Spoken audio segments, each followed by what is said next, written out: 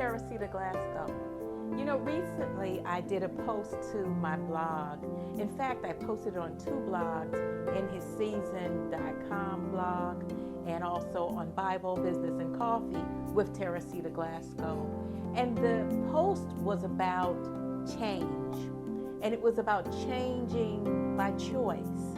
It really was based off of a presentation that I saw Jim Collins give at Catalyst last year. And he spoke of these 2 explorers and how each of them had taken their own type of journey to reach the same goal. And while they both reached the same goal, one, howbeit, took a longer time than the other, both of them did not return home safely. The first one returned safely, but the second one, he and all of his crew died on the way back home from the adventure that they had been on. They actually were crossing Antarctic for the South Pole. And so he and all of his crew actually died on their way back home. Here's what the difference was. The first explorer, the one who actually made it back home, had taken calculated risk. He had actually gone through the journals of people who had done that particular trip before. And so he also took the time to live with the indigenous people of that country to find out what was the more appropriate way for transportation, where the other person really had assumed a lot and had not done the homework to actually understand all of the different things that he would be confronted with. He assumed a lot based on his own knowledge.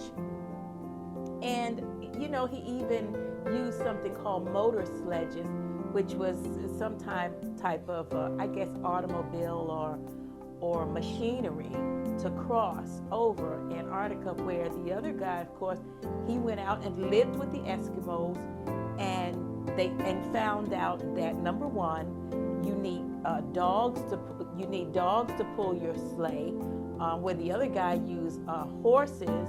The horses sweat, and then the sweat, of course, you get frozen horses. And so many of the decisions that the second explorer used were really bad decisions. And, you know, sometimes we may not have empirical evidence to base ourselves about what the choices that we make. But we can always get information from others, from people who have probably done something similar in the past. And so a certain amount of humility is needed in leadership. A certain amount of humility is needed in life to take you where your purpose is, where your destiny is. It's always wise to sit down with those who have gone on before you to find out, what do I need to do to accomplish my God-given destiny? There are always people ahead of you, people whose shoulders we stand on as we move forward in the things that God has called us to do. You know, as a minister, I understand very well that you don't just go out into ministry and just start your own thing. You have to sit under the feet of those who have gone on before so that you can understand the dynamics in ministry. And in business is the same way. You know, you always have those mentors and mentees, people who will take you, so to speak, under their wing and show you the ropes and teach you what to do. So I guess my point for this video is back to what Jim Collins said. When you want to do something and you're not really sure how to proceed, he had a very good scenario that said, or analogy, which he said, fire bullets and then fire cannonballs. And the whole story behind that was, when you fire bullets at a target, if you hit something, then fine, you haven't done any real damage. But if you miss it, you haven't done any real damage. But if you fire a cannonball first and you miss it, and that's the only cannonball you had, well then you don't have anything else to use. Or if you hit it, and it's the wrong thing, then you destroyed it. So the whole analogy behind that was take small steps first. Work up to the thing that your goal, the thing that you set before you.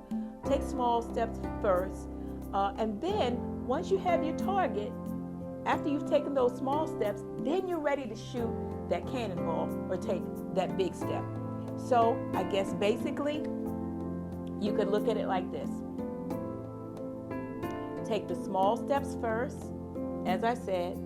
Once you see that you're on target, then you can fire your cannonball, or then you can do the big step.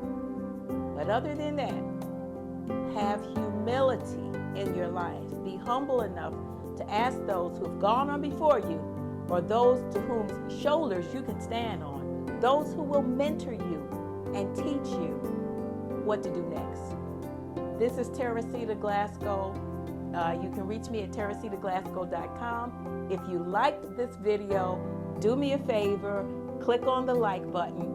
And also you can visit my website, teresitaglasgow.com, or visit my company's website, In His Season Incorporated, at inhisseason.com. Thanks for listening to the video.